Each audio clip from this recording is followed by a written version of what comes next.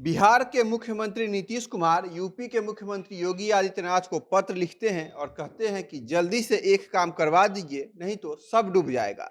नीतीश कुमार ने जब से योगी आदित्यनाथ को खत लिखा है उसके बाद से यह चर्चा का कारण बना हुआ है और लोग इस बारे में खूब बात कर रहे हैं।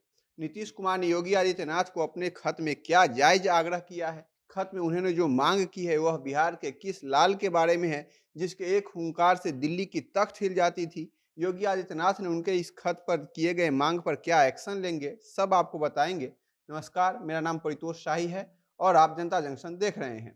त्योहार हो या कोई भी शुभ काम, हीरा, सोना, चांदी तथा प्लैटिनम खरीदना हम नहीं भूलते हैं। इसीलिए इस फेस्टिव सीजन जाएं 41 साल से आपके साथ बने हुए हीरा पन्ना ज्वेलर्स में और खरीदे लेटेस्ट कलेक्शन की ज्वेलरीज। साथ ही कहीं ना मिलने वाले ऑफर्स का भी आनंद उठाएं। स्टोर का पता और टोल फ्री नंबर आपकी स्क्रीन पर है। वोकल फॉर लोकल बनिए और हीरा पन्ना से खरीदारी करिए with pride, purity and trust. कुछ दिन पहले तक भारतीय जनता पार्टी और जनता दल यूनाइटेड में गठबंधन था। दोनों की सरकार बिहार में चल रही थी। दोनों पार्टी के रिश्ते के बारे में जदयू के एक नेता ने यहाँ तक कह दिया था कि भाजपा और जदयू का रिश्ता पति पत्नी जैसा है। दोनों में नोक झोंक तो होती रहती है, लेकिन हम कभी अलग नहीं होंगे। भारतीय जनता पार्टी को भी लग रहा था कि नीतीश कुमार इस बार अपने वादे से नहीं मुकरेंगे, लेकिन नीतीश कुमार ने पलटी मारी और सब कुछ उथल पुथल हो गया। जैसे ही नीतीश कुमार ने तेजस्वी यादव के साथ मिलकर सरकार बनाया, वैसे ही बीजेपी और जदयू के बीच तलाक हो गया और अब दोनों पार्टी खुलकर एक दूसरे से दुश्मनी निभा रहे हैं। लेकिन इसी बीच एक ऐसी खबर आई है कि नीतीश कुमार ने योगी आदित्यनाथ को एक पत्र लिखा है और कहा है कि अगर आप इस काम को जल्दी से नहीं करवाएंगे तो सब कुछ डूब जाएगा।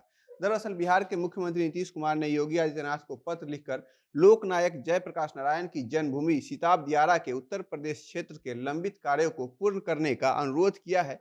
पत्र में लिखा है कि जेपी की जन्मभूमि सिताब दियारा ग्राम, जो बिहार एवं उत्तर प्रदेश की सीमा के पास गंगा और घाघरा नदी के संगम पर बिहार के सारण जिले में है, वहां बारिश के दिनों में गांव की भूमि के कटाव का खतरा बना रहता है और बीते सालों में कई बार वहां पर कटाव की स्थिति बहुत ज्यादा उत्पन्न हुई है, जिससे गांव वालों को काफी खतरा हुआ है। और अगर आप जल्द से जल्द यहाँ कोई उपाय नहीं करेंगे तो यहाँ की बड़ी आबादी बाढ़ के कारण प्रभावित होगी और इनके घर डूब जाएंगे। मुख्यमंत्री कार्यालय द्वारा जारी किए गए बयान के मुताबिक नीतीश कुमार ने अपने पत्र में यह भी लिखा है कि ग्राम सिताब दियारा की बाढ़ से सुरक्षा के लिए घाघरा नदी की ओर से एक रिंग बांध, जिसकी लंबाई लगभग 7.5 किलोमीटर होगी, उसकी बनाए जाने की आवश्यकता है।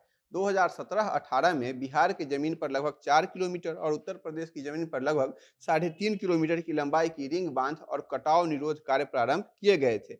बिहार की ओर से तो काम पूरा हुआ है, लेकिन उत्तर प्रदेश के जिस क्षेत्र में इसको बनाया जाना था वहां पर कार्य पूरा नहीं हो पाया है। जिस तेजी से उसको आवश्यकता थी कार्य को करने की, वह नहीं पूरी की जा सकी है।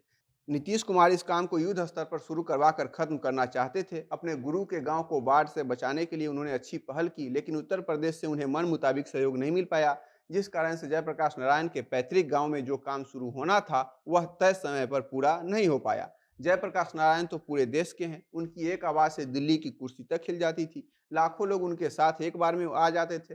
लालू यादव से लेकर नीतीश कुमार, रविशंकर प्रसाद तक सब नेता उन्हीं के राजनीतिक यूनिवर्सिटी से निकले हुए छात्र हैं। यह बात अलग है कि इनके सभी अनुयायी आज अपना कर्तव्य भूल चुके हैं और कुर्सी की चाह में सिद्धांतों से समझौता करने में एक पल भी नहीं हिचकते। जेपी का जन्म पश्चिमी बिहार के छपरा और यूपी के बलिया के बीच बसे सिताब दियारा में 11 अक्टूबर 1902 को हुआ था। यह जगह गंगा और घाघरा नदी के बीच वाले इलाके में पड़ता है। सिताब दियारा के जयप्रकाश नगर में जेपी का स्मारक है और यह जगह बलिया में पड़ता है, जबकि यहाँ से थोड़ी ही दूरी पर उनका पैतृक गांव घर लाल टोला में है, जो बिहार के छपरा में पड़ता है। दोनों राज्यों ने इस गांव के लिए एक योजना लाया था, लेकिन बिहार की ओर से तो काम किया गया, वहीं उत्तर प्रदेश की सरकार ने इस काम को पूरा करने में थोड़ी देरी की। नीतीश कुमार खुद को कई बार मंचों से यह कह चुके हैं कि वह जयप्रकाश नारायण का चेला है। ऐसे में अपने गुरु के पैतृक गांव को बाढ़ के चलते किसी की तरह की दिक्कत न हो, वहां के लोगों को कोई परेशानी का सामना न करना पड़े, इसलिए उनका यह खत योगी जी को लिखना काफी हद तक जायज है। और उत्तर प्रदेश सरकार को भी यह चाहिए कि जल्द से जल्द जो रोड मैप तैयार किया गया था